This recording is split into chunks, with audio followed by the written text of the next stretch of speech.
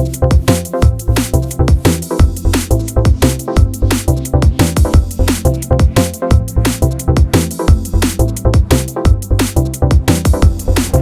everybody and welcome back to SFF180. It is Monday morning, October the 28th, and time once again for the mailbag. I hope you guys have had a great week and a great weekend. I am running a little bit behind schedule on the Halloween videos, but you know what? It happens. Life happens. I'm not going to worry about it. I'm just going to finish them out. You know, do all the remaining ones. We may have Halloween into the first few days of November, but I'm going to say the rest of this week through the next weekend, I'll be finishing up the Halloween reviews, and then it will be back to some SFF and a whole lot of good stuff coming up. I'll be doing some catch-up reviews, as well as, you know, stuff that's come out like earlier in the year, or maybe even some stuff from late last year that I missed, because I wasn't really very productive with reviews last year, so I'm trying to turn that around. And so there will be a whole lot of stuff that I'll be covering between now and the end of the year. I have some special videos planned for December. And so, yeah, it's going to be great fun. First reviews coming up after the Halloween stuff is done are going to be Wanderers and Dead Astronauts. And then some other surprises. So, yeah. Got some plans to finish out 2019 with in big style. Okay, but for now, we have what looks to be a pretty good haul this week. 9 envelopes. So let's see what the new books are, shall we? Looks to be a lot of random Penguin stuff this week, so we're going to start with this one here. Oh boy, really happy to have this one. Wasn't expecting it. You know, I don't get as much YA stuff as the other, like the more YA-centric channels. So this is nice to see. This is War Girls, a new YA novel by Tochi Onyebuchi. Last week, he had Riot Baby.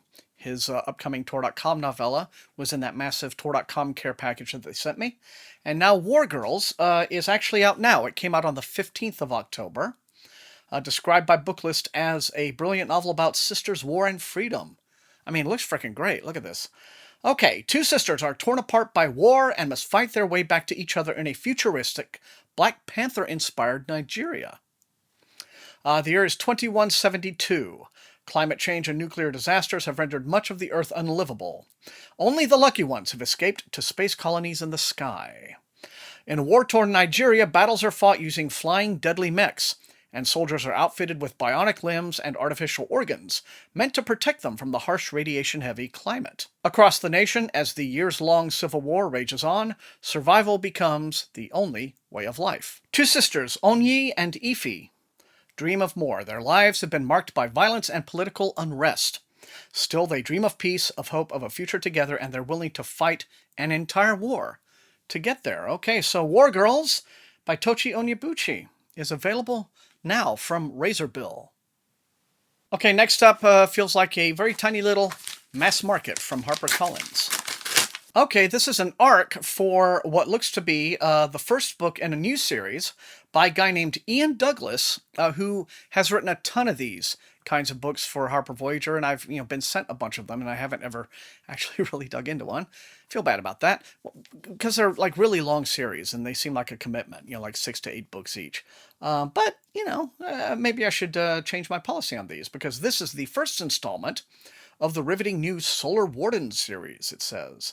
It's called Alien Secrets. It's on sale March 31st.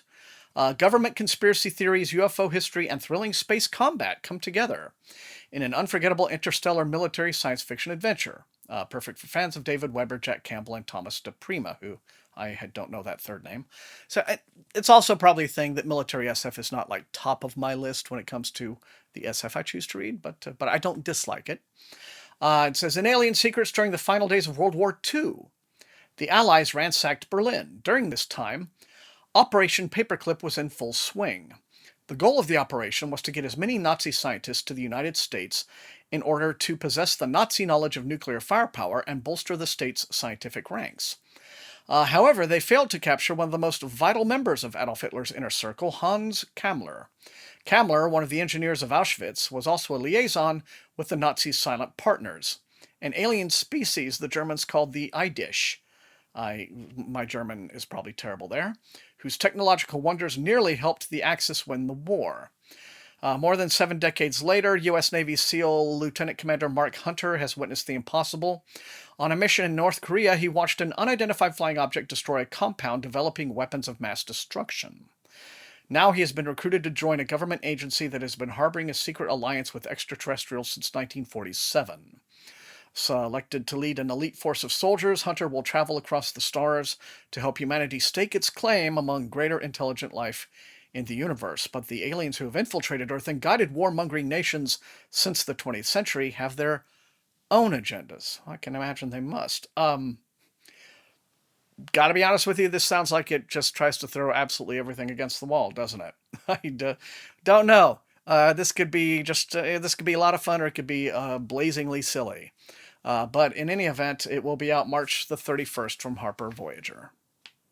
All right, back to Random Penguin. This looks pretty interesting. This is an arc for a book coming out from DAW on February the 4th. It's something called Mazes of Power, and it's the debut novel from acclaimed short fiction writer Juliet Wade. A thoughtful work of sociological science fiction, Mazes of Power follows a deadly battle for succession between brothers and focuses on themes of classism and political struggle in a highly stratified society. For 1,000 years, the cavern city of Pelismara has been all that's left after fever and corruption wiped out the world. The great families of the nobility cling to the myths of their golden age, while the city's technology wanes. When a fever strikes and the Eminence dies, the Eminence, I guess, being the leader of this city, 17-year-old Tagaret is pushed to represent his family in the competition for heir to the throne.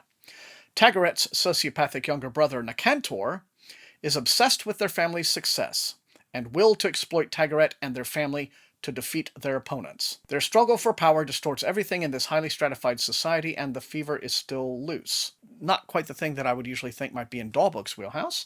But okay, Mazes of Power. It also sounds a bit like a YA that they are nonetheless marketing as adult.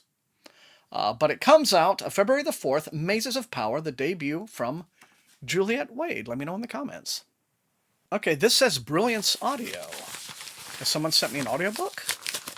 That's interesting. I don't usually get those. Okay, well, it's not an audiobook. It's an arc for a book that just happened to be in a Brilliance audio package. Okay, this is a book called The Electric Air. The author is Victoria Lee. And this is the sequel to a YA novel called The Fever King, which I have in the other room, so I recognize this. They did send it to me. And The Electric Air comes out March the 17th.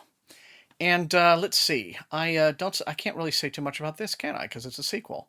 But maybe. Oh, this says a few things about The Fever King. It's readers of all ages and backgrounds were captivated by its diverse characters, striking blend of magic, technology, and science, and skewering of many timely social and political issues. The central figure of Noam, a remarkable and flawed main character who happens to be biracial, Latino and Jewish, and bisexual, stole both hearts and minds, and a cliffhanger ending left the series fans eager for more of the fresh and surprising dystopian storyline. All right, then. And so now we have The Electric Air, the sequel, which will be out, as I said, March the 17th. And it picks up 6 months after the first book, if you've read the first book. So if you read The Fever King, let us know what you thought in the comments. Let me know if you think that I should add it to my pile at any point. There we are, then. March the 17th, The Electric Air. All right, 5 envelopes left, and it looks like they are all going to be Random Penguin titles of one kind or another. This is an arc from Del Rey Books, and this is for A Blight of Blackwings, which is the sequel to a book by Kevin Hearn called Plague of Giants, which I guess came out a couple of years ago. Did anyone read A Plague of Giants? I mean, I have it. It's one of the ones I didn't get around to at the time.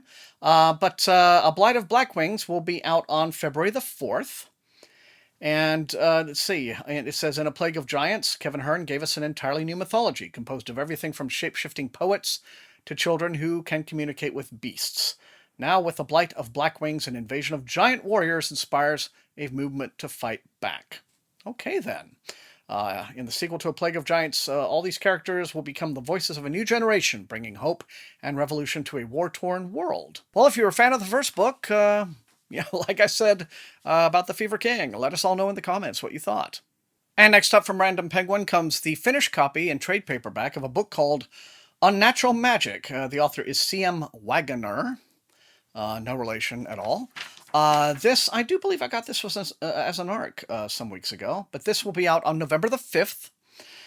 And it says, Ace is thrilled to present C.M. Wagner's brilliant debut, standalone historical fantasy that's receiving wonderful early buzz and accolades for its smart social commentary, irresistible characters, and inventive plot and world building.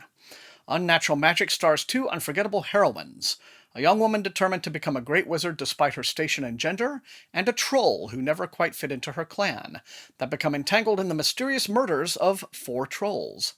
Wagner infuses a compelling romance into this vivid magical story, making it an excellent crossover for readers of that genre. Okay.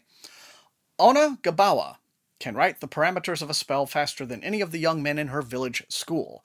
Despite her talents, she's denied a place at the nation's premier arcane academy. Undaunted, she sails for the city-state Hexos and becomes an apprentice to a great wizard. Tsira has left her clan, striking out on her own to find work in a human city. On her way, she stumbles upon the body of a half-dead human soldier in the snow. As she nurses him back to health, an unlikely bond forms between them, one that is tested when an unknown mage makes an attempt on Tsira's life. All right, and it goes from there. Sounds kind of interesting. Sounds a little different. And this will be out November the 5th from Ace Books, Unnatural Magic. And next up is an ARC from Ace for the 6th volume in the Invisible Library series by Genevieve Cogman. It's called The Secret Chapter. It says, a librarian's work is never done, and Irene is summoned to the library. The world where she grew up in is in danger of veering deep into chaos, and she needs to obtain a particular book to stop this from happening. Her only choice is to contact a mysterious Fey information broker and trader of rare objects, Mr. Nemo. Irene and Kai make their way to Mr. Nemo's remote Caribbean island and are invited to dinner. Of course, guys like this are going to be living on remote Caribbean islands, especially with names like Nemo. And the dinner includes unlikely company. Mr. Nemo has an offer for everyone there. He wants them to steal a specific painting from a specific world. But to get their reward, they will have to form a team, including a dragon techie, a Fey thief, a gambler, a driver, and the muscle. Okay, so it's a big D&D game. Their goal, okay, I can't even begin to pronounce that, but it's a museum in Vienna. If I worked on it, I could pronounce it, but I can't just toss it right off. I'm so sorry. An early 21st century world where their toughest challenge might be each other. Okay. So this is the Invisible Library number 6, but it sounds like, based on the plot, it could be read as a standalone. If you're already a fan of this series, and then you'll be very happy to know about this. But it will be out on January the 7th from Ace Books. Okay, and this was unexpected. This next one is an ARC for a book coming out from DAW on March the 10th. It's called Cries from the Lost Island, and it's a standalone novel from an author named Kathleen O'Neill Gear, who usually writes, I believe, with her husband. She's written this long series about like the prehistoric peoples of the Americas and all that. That's what they're best known for. And they've done some SFF as well, I believe. But mainly they're known for those historical novels because she's an archaeologist, and I believe he is too. But in any event, this book is a standalone.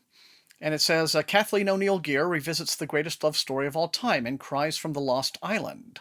Set against the glory and tragedy of ancient Roman Egypt and modern times, this extraordinary novel revisits the story of Antony and Cleopatra in a haunting tale about their reincarnated ancestors.